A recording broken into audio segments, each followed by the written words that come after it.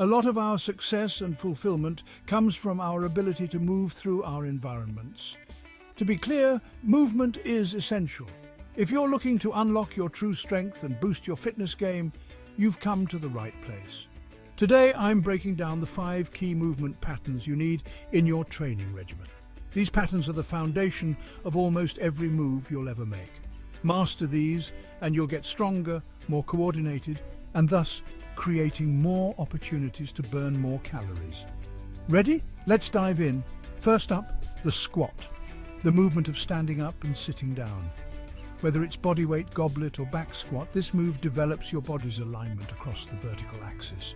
By practicing squatting, you can become better at standing, sitting, jumping and transferring power from the ground up into the body. Next, we have the hip hinge. Think kettlebell swings or deadlifts. The key here is to hinge at your hips, thus producing movement through a more horizontal axis. Simply push your hips back, keep your spine neutral, and drive your hips forward. This move can propel you forward more effectively by getting your hips under your center of gravity faster, stronger, and holding it with greater strength. By practicing the hip hinge, you can get better at walking, sprinting, and producing power from the hips, and thereby the entire body. Next is the push or press in movement patterns.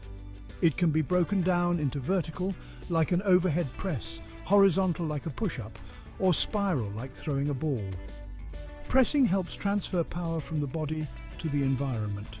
Much like how we would crack a whip, it is the movement of striking. Tools like the barbell, dumbbell and kettlebell are great for practicing vertical and horizontal presses.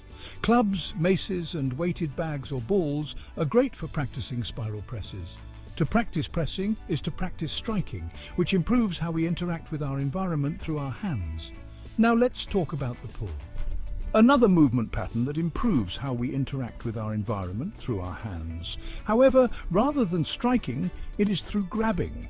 Pulling helps utilize coordination and power of the hands and the body to sync or grapple with the environment. Pulling movements can be broken down into vertical and horizontal movements.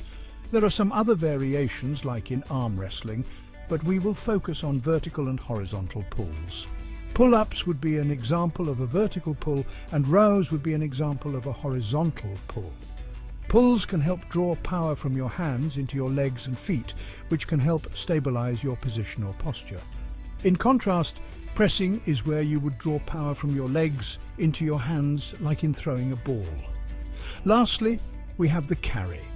This might seem simple, but it's a powerhouse movement pattern that combines the previous movement patterns and demonstrates how they overlap. There are many ways in which we may carry an object, such as in exercises such as a farmer's walk or overhead single arm carry. The carry helps for us to stabilize a weight, including ourselves, as we traverse across a distance. How well we move through our given environment can usually come down to how well we can carry ourselves.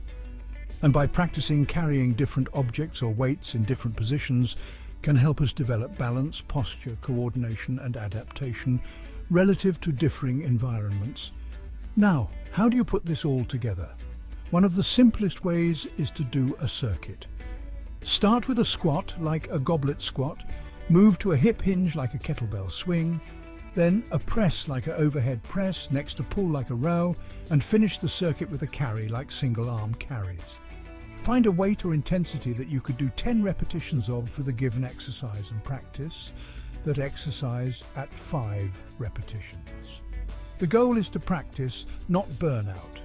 If you would like to learn more about how to approach the programming around these movement patterns, please leave a comment to let me know. By practicing these movements, you'll become more coordinated, have more movement options, and ultimately unlock your strength and endurance to take on life and all the physical environments it has to offer. So get out there and give it a go. Keep it simple and seek the strength you've been holding on to. Thanks for watching. If you found this helpful, don't forget to like, comment and subscribe for more wellness tips. Until next time, stay strong.